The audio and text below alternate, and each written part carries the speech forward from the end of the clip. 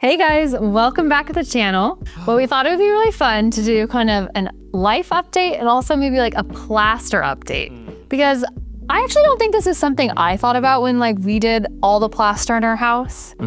But like, it actually would be kind of helpful to be like, oh, how does it like wear or like last or like, you know, show like kind of the parts that have been like, oh, would I have done this differently or something like that. Exactly. I guess it'll be a combo. It'll be what it is now, like how it lasts and how it kind of wears and tears. And then also like if we don't like something, what we would have done differently. The life updates first, maybe? What kind of life updates do we got? It's been a while. It's been a while. So we had our daughter Adelaide and she's about 1.5 years and are actually expecting another one. Another one's on the way.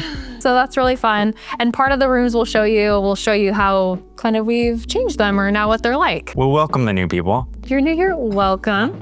We've done a lot of different house projects. A lot of our videos have kind of turned plaster, but we started mostly just sharing like videos on our life and things we're doing, things we're trying. Yeah, this is kind of our outlet for more casual content. So if you're into plaster, there's a lot of plaster content.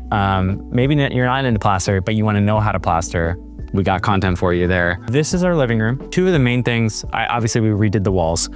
So the walls are all plaster. Do we have a video on these rooms? I'm pretty sure we do. On our living room? If we do, I'll link it. Let's start. So this was the fourth plaster room we did. Down here is the older section of our house, 1940s build. So a lot of the walls were already needing to be repaired. So it was kind of like a dual thing. We were gonna repair them, but then we're also like, well, while we're at it, how about we plaster it?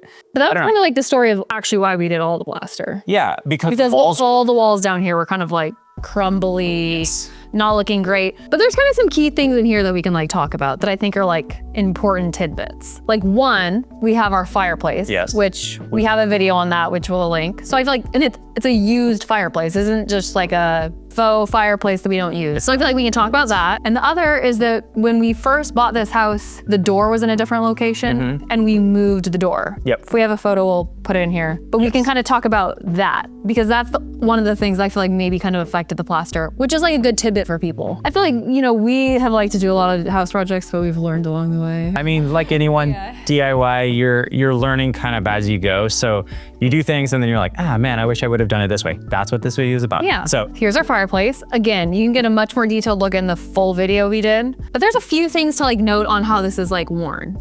Yeah, so again, wood burning fireplace. So we have like burning pieces of wood flying out of there. So there are some areas where we weren't quick enough to get it off. So there's like a few burn marks. We knew this was gonna kind of wear a lot more than anything else we've ever done, just because of the fact that there's literal fires in here. Yeah. We haven't been that careful, to be quite frank with you. No. I mean, we don't do that many fires per year, but we do use this in the winter. So as a recap, we did Marmerino KS on this and it's sealed with a soapstone sealer. This is probably not the product to use. Yeah, this is before we really like knew different products. We loved Marmerino KS. We loved the look of Marmerino KS. So we just kind of went with it. It's what we were familiar with.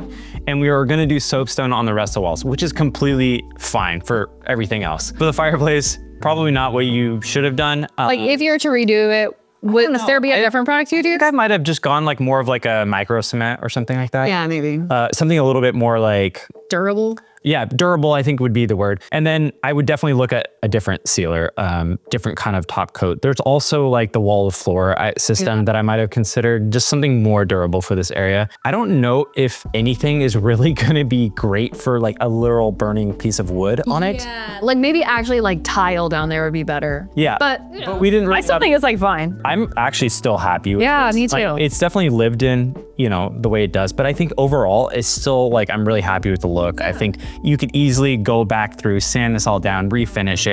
And we might, you know, right? Like maybe in 5 years we refinish it, you know? So everything else is Marmerino KS as well with the soapstone. Obviously, really no complaint there. The only thing I will say is corners like this. We did just a sharp edge. And anytime you do that, it'll get really sharp because it's stone. Something I would do if you want a sharper edge is just kind of take a sander and sand it down. Don't like knock off just the edge a little bit. And then just be aware that like, since it's such a sharp edge, like it's prone to kind of just like, not cracking, but like... Yeah, we'll show you like a up close, but I almost feel like it was like that when we did it. Yeah. So it's not even that it has been like getting like that. It was just kind of like that anyways. Right. I mean, maybe a little bit more here and there, right? You're like bringing in a box and bump it or exactly. Like it's easier to chip off a corner like that. Yeah. I will say. One thing you can do is bullnose the edges a little bit, which you can do maybe a very slight rounded edge. I think that might be the way to go for durability, but you would have to build up the base layer of the wall more because the bullnose is gonna add depth to the corner. So you're gonna have to build up the edges more.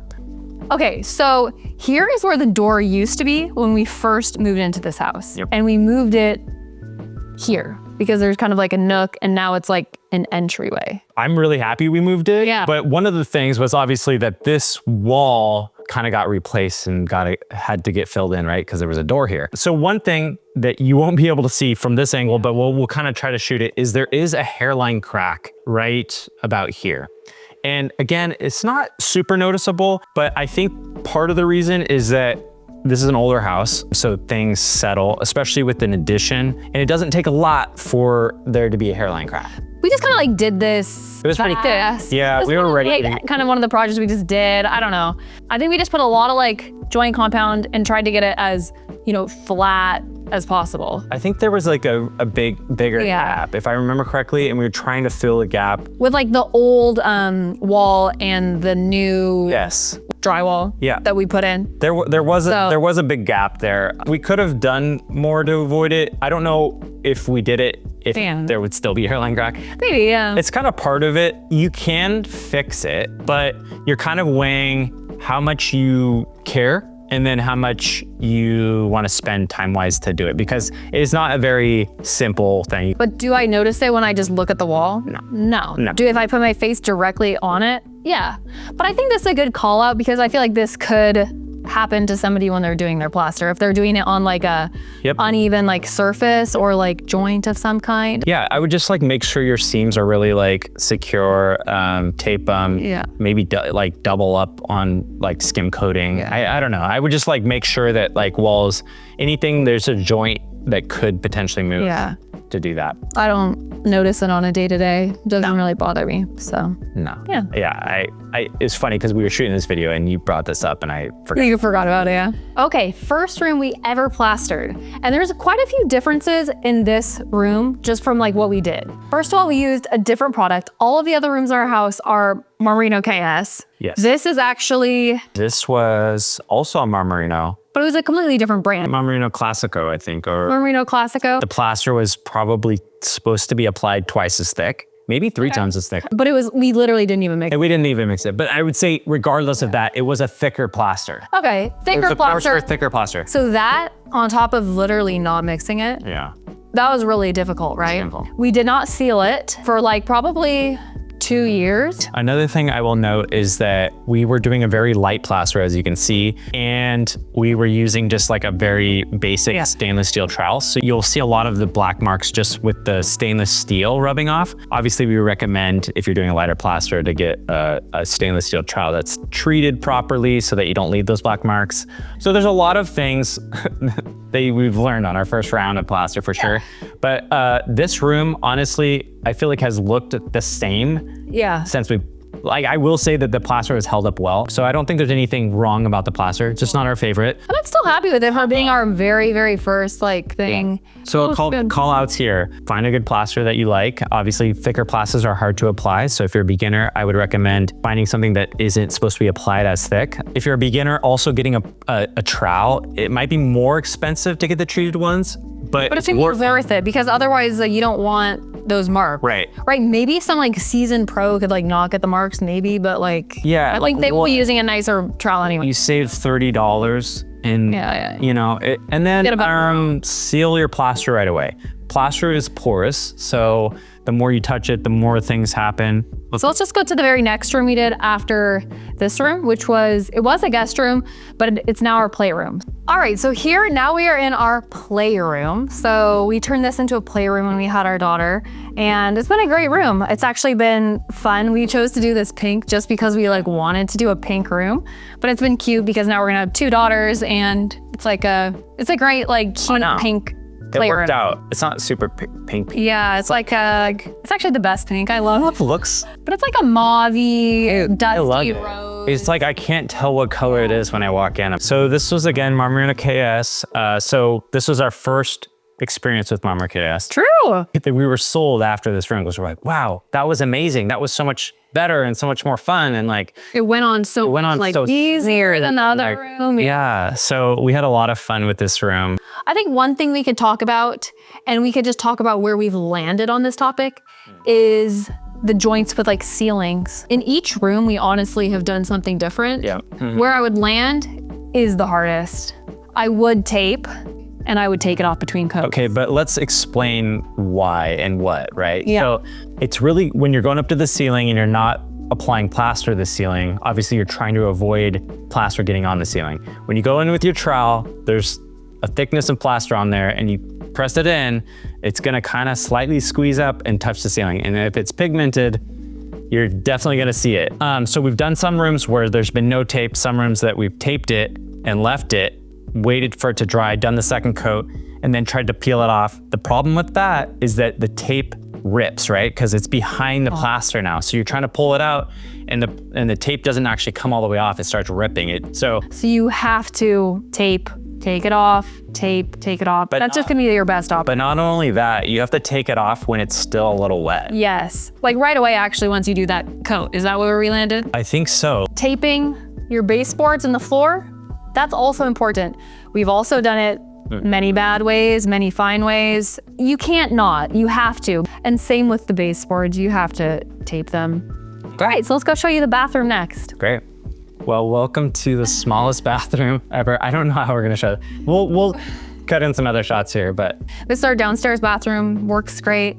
We did this in a nice dark. We kind of wanted a like sort of concrete look. Yeah. How we wanted to do it in the Marmarino KS because we loved it so much prior. So again, we already touched on this a little bit, but we did this in Marmarino KS and we only sealed it with a soapstone sealer, which now that we are thinking about it again, it's typically called a protection soap.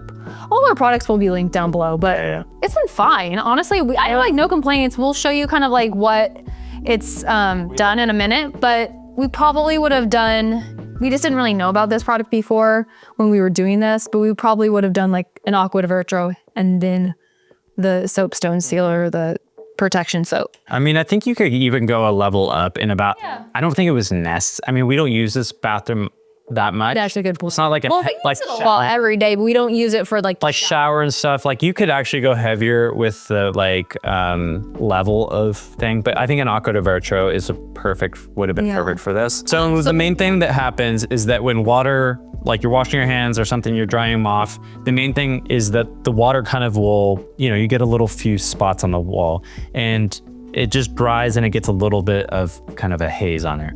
Essentially, all you have to do is get a wet rag and start scrubbing the wall. And then once it dries again, it'll essentially be gone. So it's not like that hard to get rid of. And obviously not that big of a deal, but yeah, this only happens in this room because the sink's right here. We don't have a backsplash. It is the backsplash. So what was the other things? Did we have a video on this room? My gosh, yes. We have a video on this room. The color was wrong. What they were able to do was send us a little vial of tint to then mix into our existing. We gave them the weight of the plaster we had left. They figured out how to like add enough tint of the certain thing to make it the color we were wanting. One thing with dark colors is since there's a lot of pigment in the plaster, it tends to get a little thinner. So what you can do is do a wet on wet coat, which essentially means before it dries is just start applying another coat.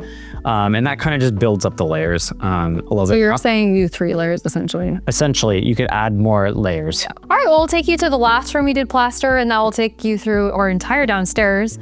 So we'll head over to the kitchen now. Yeah. Okay, this is gonna be a quick part of the video because sweet girl woke up. This is our daughter, Addie. But we're here in our kitchens. This was the very last room we did. Yep. Marmarino KS, we did Aqua di Vetro and soapstone on this room. So yeah, one thing that was unique about this room is we had Aqua di Vetro from a different project we were doing.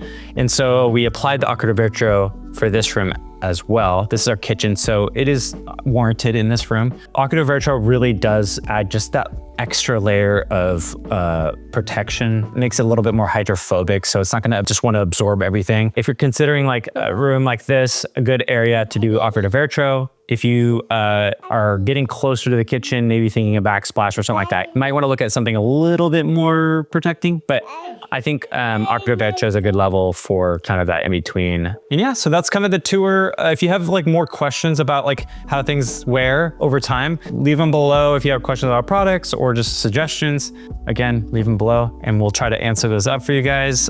Just excited to be back. Yeah. I don't know, this is fun. And say like and subscribe. All right, well, thank you so much for watching and we'll see you next time. Yep.